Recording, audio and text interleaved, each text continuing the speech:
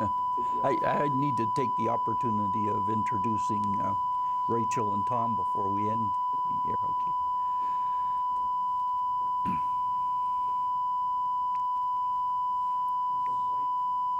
Nope. They're all, thanks. Good thinking.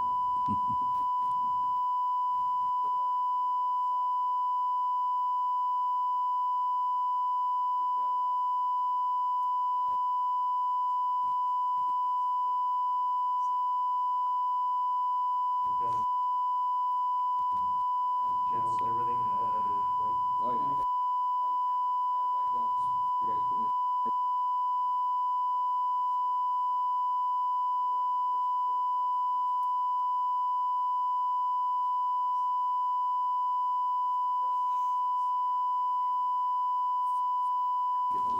Strange sound off of this. Oh, you know what? Maybe it's because that's touching it that way. Sorry. That's all right. But when you had to send it to Seattle to get a color corrected, it was dreadfully expensive. We've been criticized for not having. See how we're doing. We'll reset you here. Everything's fine. Tape's rolling. All white. Audio's good. I sit down here so you have somebody to talk to, because it looks, otherwise, anybody's eyes tend to wander. Who am I supposed to be looking at? Who am I talking to?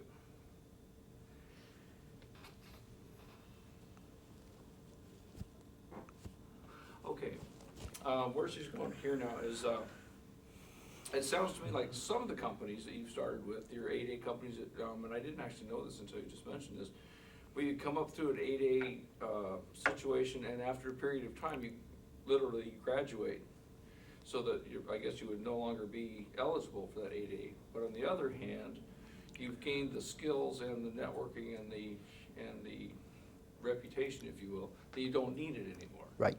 Okay. That's the way it's supposed to work. And that's real good for all the people who have went through it. What if they cut the 8A program and it's gone? Who's going to lose? I mean, you know, have they done enough now or not? Well, I think if the 8A program is cut, or even if the opportunity for the sole source is cut, that the government's goal to help small and disadvantaged companies build up their capabilities to compete with the industry with all of the resources behind them is going to vanish. You're taking away the opportunities for a large segment of our population. The economic strength of the United States has always relied on its small businesses, and so the attempt here is to try to provide an opportunity for small and disadvantaged companies to be part of that. And the government, or well, I guess the end result, the government does continue to be concerned about the number of small businesses out there to rely on. So it would have a definite effect, not only on the owners of the companies, but on the strength of the economy of the country. Hopefully that's not going to happen, because I think that the program works fine.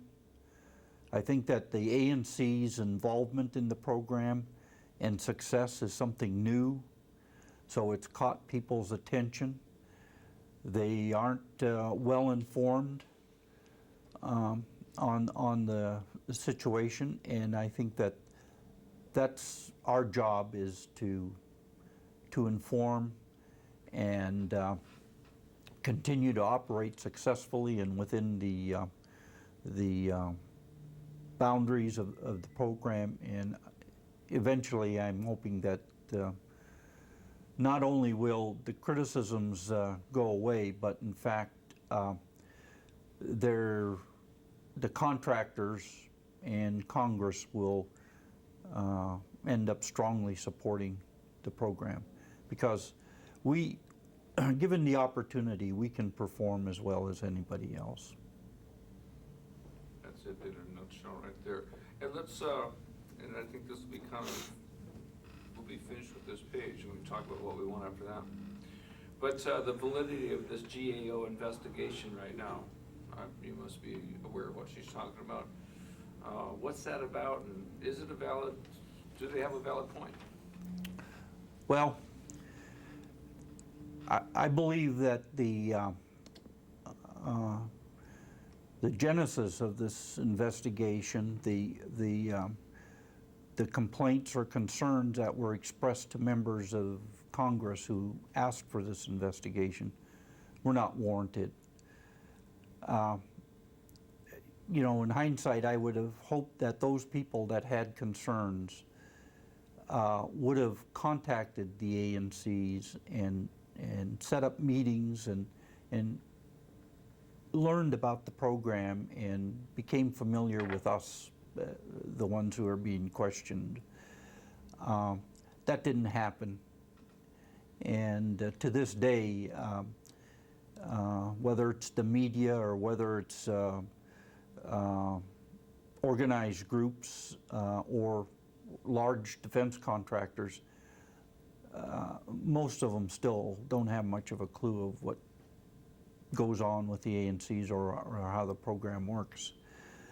So I would say from that standpoint, no, I don't think the investigation is justified. However, since those issues were raised, I think it's to the benefit of the ANCs to go through this investigation, because I think the results of the investigation are going to show that what we're doing is legal, the programs provide for it, and how we're doing it is within the boundaries. And so as a result of that, I believe that it may not make everybody happy who looks at us as competitors, but I think those who have seen the results of the work we do and want to work with us will be reassured, and that we will continue to do well. Okay.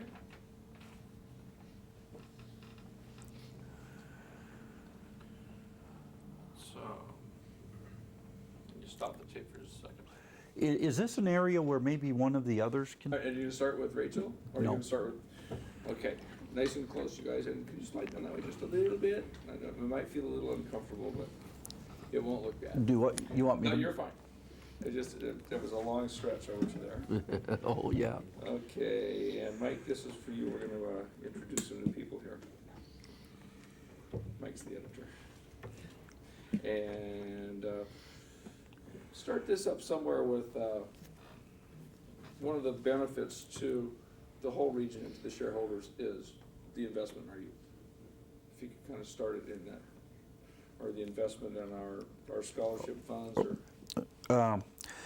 Okay, or I can simply say that I mentioned education and experience opportunities earlier, but there are other. yeah, that's exactly. Just kind of get into Okay. it. Ready? Yep. Earlier I'd mentioned that we have a education foundation that provides scholarship and internships for our shareholders, but there are a number of other ways that ANSCA, government contracting, had contributed to our furthering our knowledge of our shareholders in terms of their culture and heritage, and also allowing them to pursue greater career opportunities, if you will. And I had introduced our senior vice president, Will Anderson, and talked about him a little bit, but to my right over here is Rachel Kane. Rachel lived in Seattle, and one of the programs that we have to communicate with our shareholders, keep them informed about what the corporation is doing and how it's functioning, is we've set up 3 shareholder information committees. One in Kodiak within our region, one here in Anchorage, which we have a large population center of shareholders, and another one in Seattle, where we also have a large population center of shareholders. And in our Seattle committee, Rachel served on that committee for a number of years, learned about the corporation, got interested in the corporation, and then when we recently promoted our shareholder relations manager to a vice president's position in our wholly owned subsidiary, Rachel applied for the job and we hired her and brought her here to Alaska. So Rachel is the corporation's primary contact with our shareholder relations and manages the programs that provide services and benefits to the shareholders, including our communications, which is our meetings with our shareholders and our newsletter. And then to my far left is Tom Panamaroff. Tom served on our board of directors a number of years ago, and then worked in our state legislature in Juneau, not as an elected official, but a senior advisor on the staff to a number of legislators. And then we hired him away from there and brought him to Kodiak to oversee the operations down in our region, which included some lands management, natural resource management, our representative to the community and the government agencies within our region. After he spent a couple of years there, we brought Tom up to the parent corporation, or the parent corporation's office here in Anchorage, and he ran our business operations. Actually, he sort of interned or apprenticed for a couple of years and then took over the management. Recently, Koniag restructured and created a wholly owned subsidiary to put, which became our business arm essentially. And Tom was hired as the president CEO of that corporation. So now all of our 8A activity actually comes under the management and control of Tom. I'll start it here. You'll just talk to me over there. And dance around back there, make sure you smile. Okay. First off, if you just, tell me your name and spell it for me so I have it correct. My name's Rachel Kane, Rachelkane, And your position here? is Assistant Manager with Shareholder Relations, Okay. soon to be Manager. Yeah, you should just say. We'll just call it Manager then. Okay, and so once again, that's gonna be what? Manager of, Yeah. You have to say it again. just say it Oh, one more time. Manager, all over it. Yeah, Manager of Shareholder Relations. she served that one, Mike. Okay. Let's start with, if I understand correctly, you were working down in the Seattle area for the corporation. What were you doing down there for them? I served on a volunteer committee for the shareholder committee in Seattle. Koniag put together 3 committees, one in Kodiak, one in Seattle, and one in Anchorage, kind of an outreach to better communication with the shareholders. Bring about 15 people together, and they were able to choose the topics they wanted to speak about, whether it was cultural, business, or just what's going on with the business, to learn more about the corporation. Was that a paid position? Mm-mm. Okay, so just a volunteer position. Correct. And did you go to college and school and stuff like that, and did the corporation have anything to do with that? No. I did go to college, I went to school, but I did not receive a Okay. KEF scholarship, no. So then after being a volunteer for them then, this position opened up, is that correct? Correct. Actually, my first taste of Alaska was in 1998, right after college. I was able to go to Alaska for the first time, and I worked at a project out there called, it was a dig project, an archaeological dig. And then not long after that, I knew I wanted to be involved more with the corporations, and that's where I found the shareholder committee, where I was able to be more involved and learn more about it and understand it more.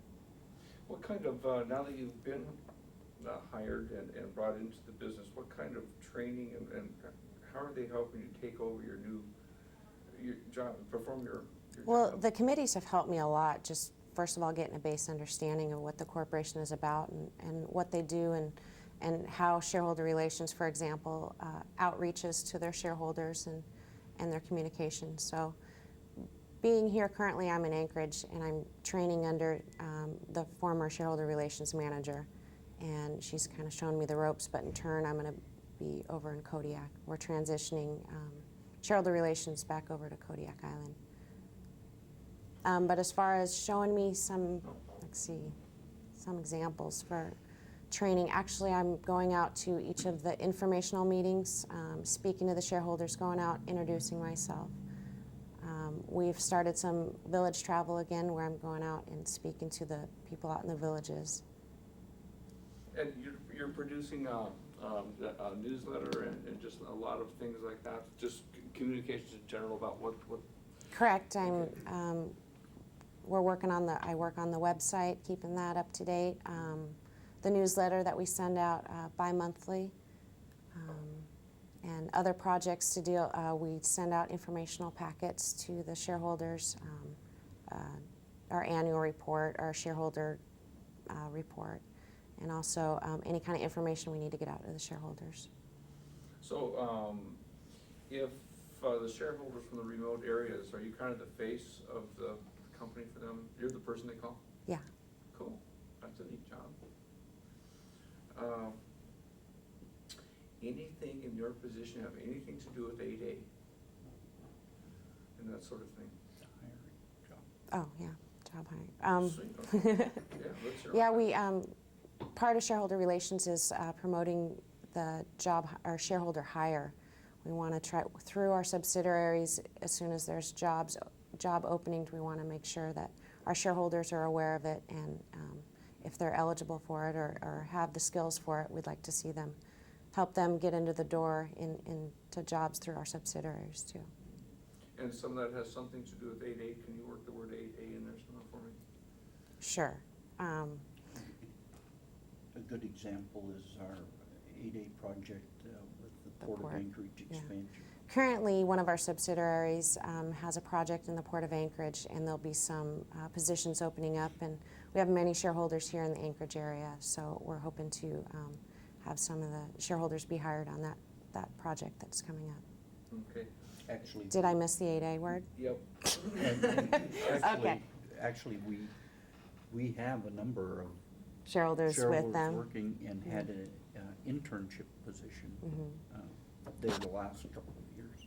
Okay, you go try that one more time. Okay. And basically, so is the company that's doing the port work is an 8A company, is that the way I understand this? Right.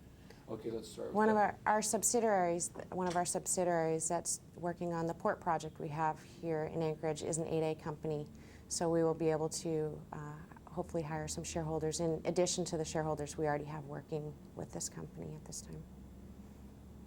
That's what I needed. James rolling. Good. All right. Okay, let's start once again with your name and spell it for me, please. Will Anderson, Willanderson. And you're the, I am the Senior Vice President of Finance for Koniag Incorporated. okay. Let's start right at the top. As that person, you must know a good deal about 8A and its effect on the corporation. What is that? Absolutely. I think that the 8A program benefits the Native population in a lot of ways, but in my view, the greatest success is our ability to support our scholarship programs. I'm one of the recipients of that program. I received funding to get 2 bachelor's degrees and a master's degree of business administration. I also have an accounting degree. And I really see that our ability to provide scholarships. This past year, we support about 170 scholarship recipients each year in a variety of disciplines, many of which we hope will lead to employment at our 8A subsidiaries. In my case, after receiving my college degrees, I was working for a period of time for the Boeing Corporation at their headquarters in Seattle, and went to fill the lead finance position for our first 8A subsidiary in Washington, D.C., called ICRC, Integrated Concepts and Research Corporation. And I worked for them for a couple of years before coming back to Alaska and going to work for Koniag in a similar capacity. And I really think what's important is that, on one hand, we're providing money to help our shareholders go to school to develop skills, and that at the same time we're building corporations that create opportunity for them, just as for me. Although I really see that it's a fairly long cycle. This isn't something that can take place in the period of a year or two. We've been providing scholarships for the past decade or more, and we're just now starting to see skilled professionals that have been given the opportunity to gain experience and then to be able to contribute in a valuable way to our 8A subsidiaries. We have, for example, myself at Koniag, but we also have an engineer working on the port project for ICRC who is a shareholder and is able to use the skills that he's developed directly to benefit the corporation. And just kind of to clarify this for someone who doesn't know a whole lot about 8A, we're not talking just about coffee shops on the corner or maybe an accounting firm. No offense here, but we're talking about some big companies that do some big projects. Is that correct? That's correct. And we're involved in a lot of contracting that requires very specific skills. With advanced degrees, professional degrees, and it's just a simple fact that we don't have a large pool of those type of skilled individuals, and that to develop them, it takes a lot of time. It takes continuing support through our scholarship program, and there needs to be a goal out there that is really considered, a stable opportunity. If it's a flash in the pan and we have a subsidiary that's there one year and gone the next, that it's not going to inspire our shareholders to, go through the years that it takes to get an engineering degree and then to go on to work for one of our subsidiaries, unless we have, stable, long-lasting companies. And I see that the 8A program really accomplishes that. It helps us to take a fledgling company to develop the expertise that it needs, to develop the infrastructure, and that at the end of that 8A program, we have a strong, stable, viable corporation that can go on and continue to employ our shareholders. That's a great program. It really is. It really is. I see is there something I'm missing here? Did I forget something? You've been very, very concise. I thought of something that Tommy can follow up on. Great. You talked about young people getting degrees and then going into these professional positions, but Touch upon.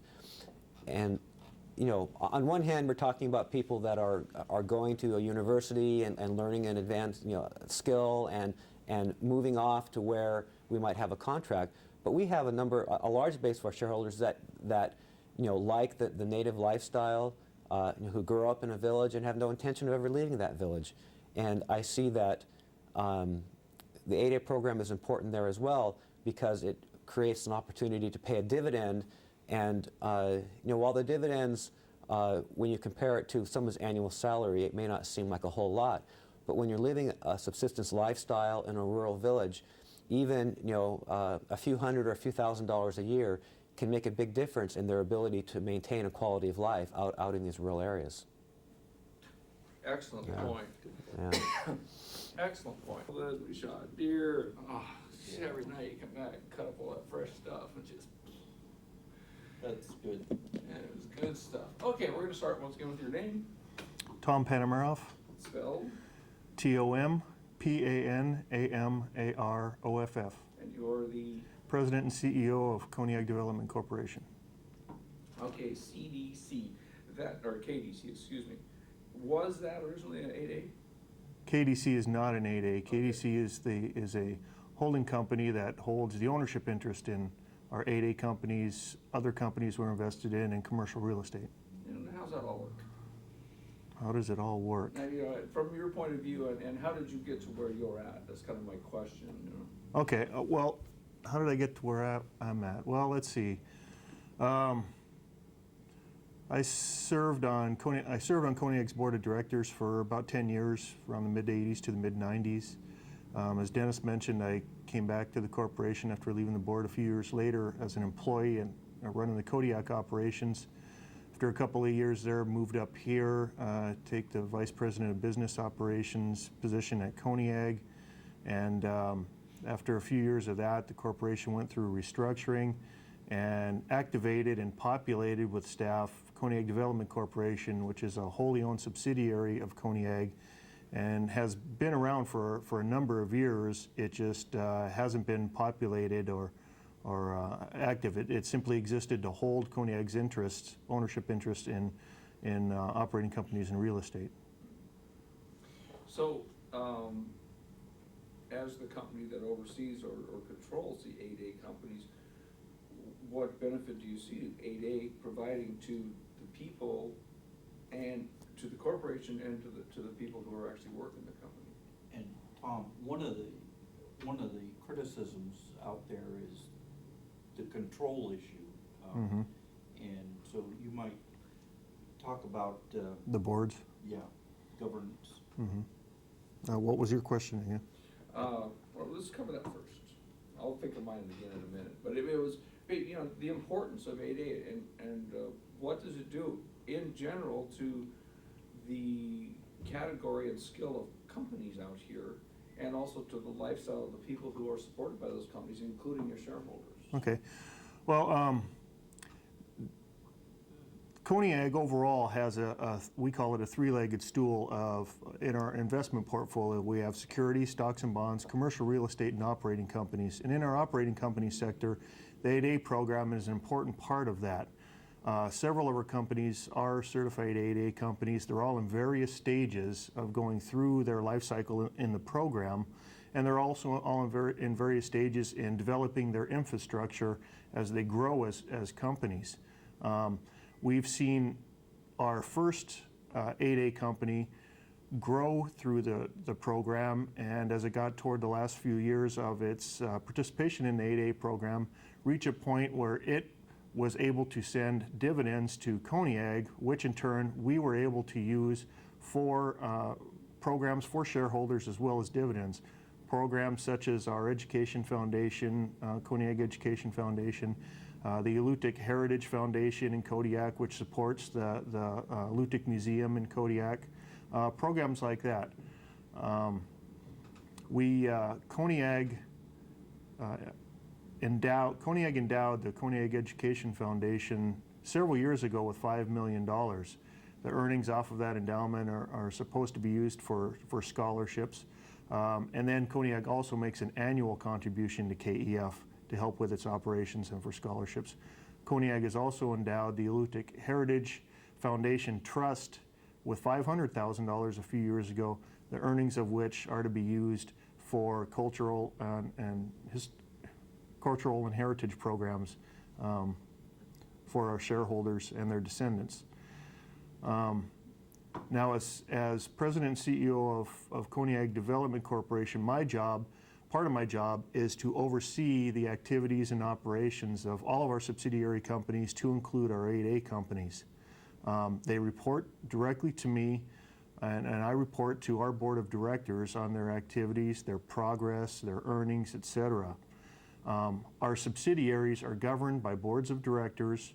Those boards of directors are controlled by Koniag Development Corporation, and we typically seat our directors from the Koniag Development Corporation board on the boards of directors of those subsidiaries. So we have a controlling interest in the boards that control those companies, as well as the CEOs of those subsidiary companies not only reporting to those boards at the board meetings, but reporting to me on sometimes a daily basis on their activities. Okay, and that was his question, that was the board part. Very well done. Yeah, that made perfect sense. We're getting close to the end of the tape. One of the things that we've been able to do with a few of our companies anyway is to be able to partner with other companies that are minority owned. For instance, we have one company that has been working on a contract with a woman-owned 8A company, and we have another example with a company that has been working with a company that is owned by an individual who is of East Indian descendancy. So we do try to work with other minority entities where we can to perform on contracts. One of the things that we also try to do is